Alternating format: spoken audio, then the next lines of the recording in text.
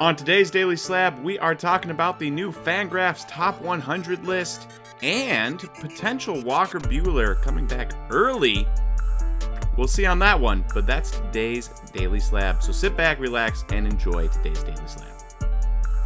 All right, welcome everyone to the Daily Slab today. I am Nate, and first off, we are starting with the trender, and the trender is Walker Buehler. So he was really good 2018 through 2021. He was in fact fourth in the MLB in ERA with a 2.82 ERA in that time span.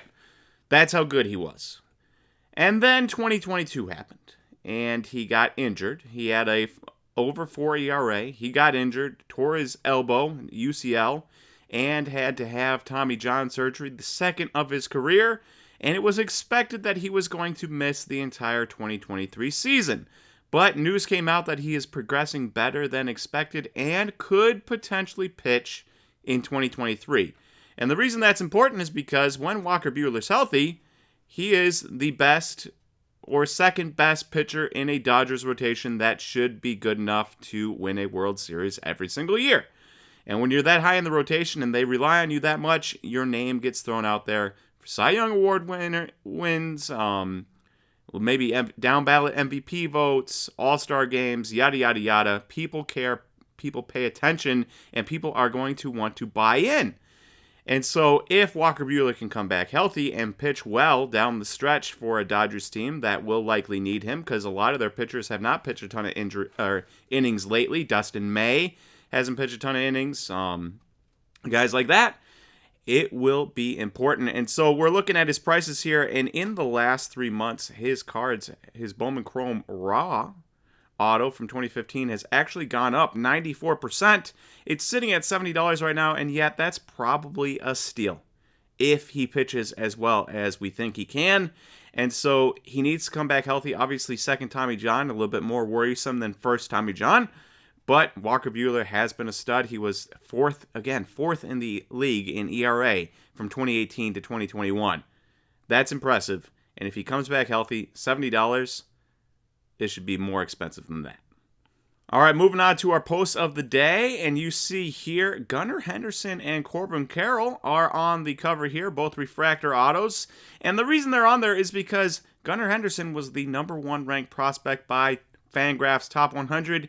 Corbin Carroll, number 2. And of course, they both played in the majors already. But the question is, which would you rather have? Gunnar Henderson, $600, plays shortstop, or Corbin Carroll plays an excellent outfield, fast, speed, whole 9 yards for Corbin Carroll, and his is $400. We got the Diamondbacks, of course, against the Orioles there. And you can decide where you'd want to invest there. But I want to know who you'd pick. For me, I don't think you can go wrong with either. They're both incredible prospects. They're both 65 future value. The only 65 future value prospects on the list. And I'm excited to see how they do in their first full season of baseball this year. I will be tuning in with MLB.tv. I will be tuning in to some games when I can to watch them play. Moving on from the Gunnar Henderson and Corbin Carroll conversation, there's a couple other names on this MLB Top 100 list from FanGraphs that are of interest to me and maybe interest to you.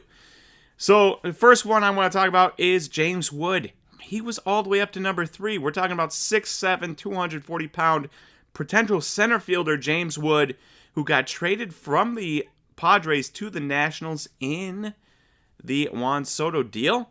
And there is potential for him to be just one of the best prospects based on size, strength, and power, and also they project him to become an above-average center fielder at those measurements. That would be crazy.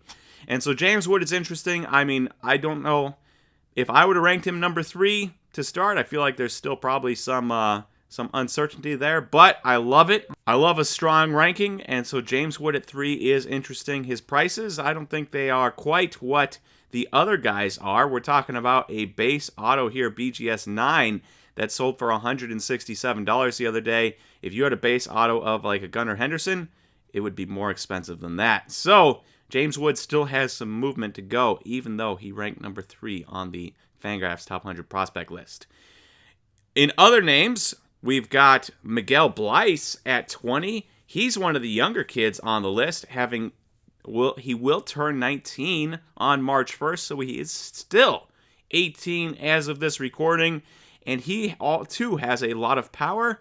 He's 6'3", 170 pounds, but has a lot of power. If he grows into that body, expect more power there. And at such a young age, and he did fine in the complex league. I'm curious to see how he does when he hits a ball, but a strong ranking at number 20, and you can get a base auto of him right now for $100. The last one sold on the 16th of February. Of interest to me personally, Owen White. I bought an Owen White Orange PSA 10 auto a while ago for way too much money, but I just couldn't pass it up when I was at the show. And it's not as expensive as I bought it, but he has progressed in the way I had hoped he would, and he moved all the way up to 32nd on the list, ahead of names like Bobby Miller and Hunter Brown, the Justin Verlander clone for the Astros. Very interesting to me. I won't get too much into Owen White, just I had the orange auto. He has progressed, and yet I will still probably lose money on that orange auto when I decide to sell it. That's how it goes. And then lastly, Tink Hence. We talked about 2 position players, 2 pitchers here. Tink Hence is a pitcher for the Cardinals. He was amazing last year, almost a 14K per 9 rate last year, along with a under 2 ERA.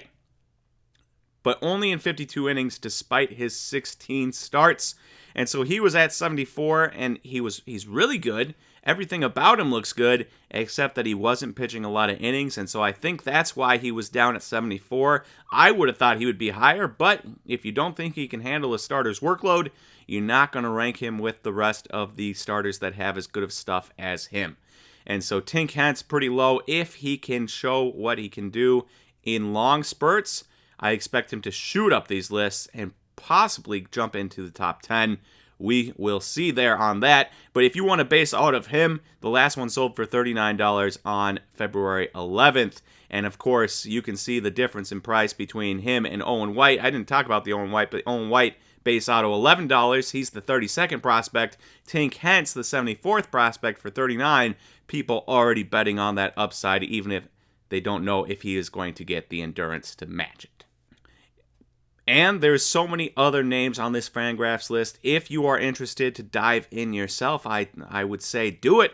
It's a great time. There's a ton of names. There's a ton of info. And it's always an enjoyable read. And you can find that at fangraphs.com. All right, and that is all I have today. Thank you, everyone, for watching this week's worth of Daily Slabs and this Friday's Daily Slab. If you enjoyed it, please click the like and the subscribe button. It helps us get these videos out to more card collectors like yourselves. Thank you, everyone, for watching, and I will talk to you guys on Monday for the next Daily Slab. See you, everyone.